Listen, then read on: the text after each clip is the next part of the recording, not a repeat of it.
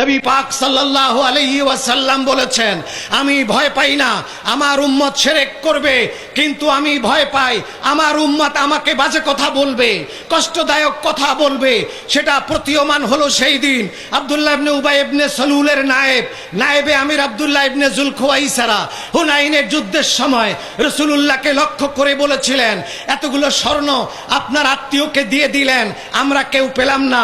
ইত্তাকিল্লাহ ইয়া রাসূলুল্লাহ মা আনসাফতা, আপনি আল্লাহকে ভয় করেন ইয়া রাসূল, আপনি ইনসাফ করেন নাই। হযরত ওমর বললেন, এযাল্লি ইয়া রাসূলুল্লাহ আন উকতালা উনুকাহু, আমাকে হুকুম দেন আমি মালাউনের গর্দান ফেলে দেব। আল্লাহর নবী বললেন, ওমর ওর দিক তাকায় দেখো, গর্দান ফেলে দেওয়া লাগবে না, আমি ভবিষ্যৎবাণী করছি এই লোকের গোষ্ঠী কিয়ামত পর্যন্ত পৃথিবীর রন্ধ্রে রন্ধ্রে যাবে, চিটাগঙ্গ তার থেকে বাদ থাকবে না। তাদের লক্ষণ হবে তারা পরহেজগার হবে, তাদের দাড়ি থাকবে, তারা মোষ কামাবে, মাথা নেড়া করবে, লম্বা দাড়ি করবে, হাঁটুর নিচে লুঙ্গি পরবে, তারা নামাজ পড়বে, কপালে নামাজের দাগ থাকবে, তারা তেলাওয়াত করবে, তারা মুত্তাকি হবে, তারা পরহেজগার হবে। তারে পরহেজগারির কাছে ওমর তোমার পরহেজগারি তুচ্ছ, তারা এতই বড় পরহেজগার হবে, কিন্তু ইসলাম তাদের গলার নিচে যাবে না, ইসলাম তাদের ঠোঁটে গলার নিচে যাবে না। আমরা কি দেখতে পাচ্ছি আজকে যারা তাহাজ্জুদ পড়ে, কপালে নামাজের দাগ, যারা মেয়ে লোকের দিকে তাকায় না আস্তাগফিরুল্লাহ পড়ে, যারা এত বড় পরহেজগার, তাদের মুখ দিয়ে কি বের হচ্ছে? এই হাদিস ইমাম বুখারী রওয়ায়াত করেছেন, ইমাম মুসলিম রওয়ায়াত করেছেন, ইমাম তিরমিজি রওয়ায়াত করেছেন, ইমাম আহমদ ইবনে হাম্বল রওয়ায়াত করেছেন, ইমাম তাবরানী রওয়ায়াত করেছেন, ইমাম আল্লামা হাইসামি রওয়ায়াত করেছেন। মুহাদ্দিসিনে কেরামের এক বিশাল জামাত এই হাদিস রওয়ায়াত করেছেন। এই হাদিস মুত্তাফাকুন আলাইহি হাদিস, হাদিসের সহিহ, সহিহের মধ্যে টপ দরজার হাদিস, মুত্তাফাক আলাইহি। এবং ইমাম বুখারী কিতাবুল মানাকিবের মধ্যে হাদিসটি রওয়ায়াত করেছেন। হাদিস শরীফটি হচ্ছে এই, এক ব্যক্তি তার নাম আব্দুল্লাহ, নাম কি? সে মসজিদে নববীতে বসে তাসবিহ পড়ছে এবং এক এক হাদিসে এক এক ভাবের বর্ণনা দেওয়া আছে, সবগুলোকে আমি একত্রিত করে বলতেছি। তার বর্ণনা দেওয়া আছে টাকনুর উপরে পায়জামা। টাকনু মানে বুঝেন?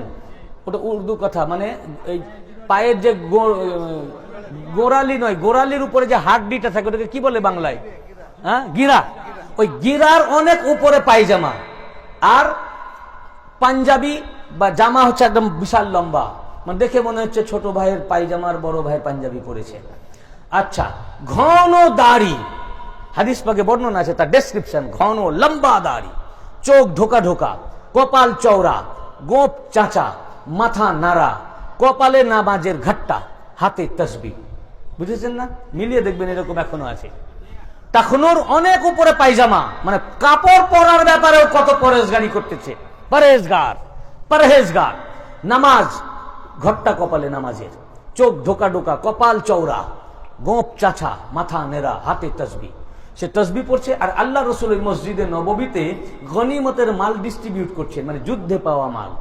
সেটা ডিস্ট্রিবিউট করতে গিয়ে কাউকে বেশি দিচ্ছেন, কাউকে কম, রেশন দেওয়ার মতো, মানে যার সদস্য সংখ্যা বেশি তাকে বেশি দিচ্ছেন, যার সদস্য সংখ্যা কম তাকে।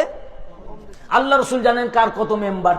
এখন ওটা লক্ষ্য করছিল, ওইটা দেখে ও তাসবিহ পড়তে পড়তে উঠে চলে আসলো, এসে আল্লাহ রসুলের দিকে তর্জন গর্জন করে বলল, আপ ইনসাফ কিজিয়ে, আপনি ইনসাফ করুন। হ্যাঁ, রসুল পাককে ইনসাফ শিখাচ্ছে ভাই, এরকম উম্মত রয়েছে।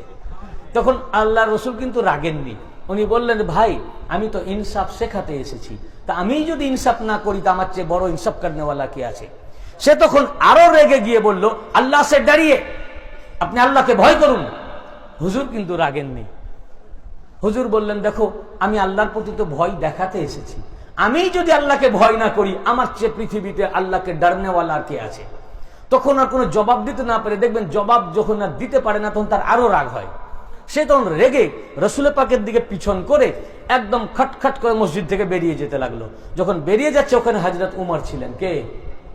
উনার কোষ থেকে তরবারি বার করেছেন, বললেন, ইয়া রাসূলুল্লাহ আপনি ইজাজত দেন, এখনই ওর আমি গর্দানকে উড়িয়ে দিই। আল্লাহ রসুল বললেন যে না।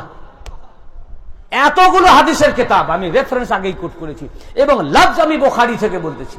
ইবারত বললেন, ওর গর্দান উড়িয়ে লাভ হবে না, কারণ ও একা নয়, ওর সাথে আরো রয়েছে। বললেন, বরং ওর আপাদ মস্তক দেখে রাখো, মাথা থেকে পা পর্যন্ত যে পুরো ডেসক্রিপশন হাদিসে পাকে দেওয়া হলো, ঘন দাড়ি, লম্বা দাড়ি, চোখ ঢোকা ঢোকা, কপাল চওড়া, নামাজের ঘাট্টা, এই যে পুরো ডেসক্রিপশন, বললেন ওকে দেখে রাখো, এরই নাসল থেকে একটি বংশ জারি হবে, কিয়ামত পর্যন্ত এই বংশ থাকবে, শেষ হবে না। এরা এত বেশি বেশি নামাজ পড়বে, এদের নামাজের তুলনায় তোমাদের নামাজকে হালকা মনে হবে। কাদের নামাজ? আপনাদের না, আপনাকে বলছেন না, সাহাবী উমরকে বলছেন যে এদের তুলনায় সাহাবীদের নামাজকে হালকা মনে হবে। এত বেশি রোজা রাখবে, এদের রোজার তুলনায় তোমাদের রোজাকে কম মনে হবে। এরা এত সহি মাখরাজের সহিত তেলাওয়াতে কোরআন করবে, এদের মাখরাজের তুলনায় তোমাদের মাখরাজকে সহি মনে হবে না, কিন্তু ওদের কোরআন হুলকুমের নিচে নামবে না। ওরা এত বেশি বেশি ইবাদত করবে, এদের ইবাদতের তুলনায় তোমাদের ইবাদতকে কম মনে হবে। এরা এত বেশি বেশি নামাজ পড়বে, এদের নামাজের তুলনায় তোমাদের নামাজকে অর্থাৎ সাহাবীর নামাজকে হালকা মনে হবে। আর তারাকিহিম ইয়ামরুকুনা মিনাদ-দ্বীন কামা ইয়ামরুকুস সাহমু মিনার রামিয়া, আর তারা দ্বীন থেকে, ধর্ম থেকে, ঈমান থেকে এমন ভাবে বেরিয়ে যাবে যেমন ধনুক থেকে তীর বেরিয়ে যায়।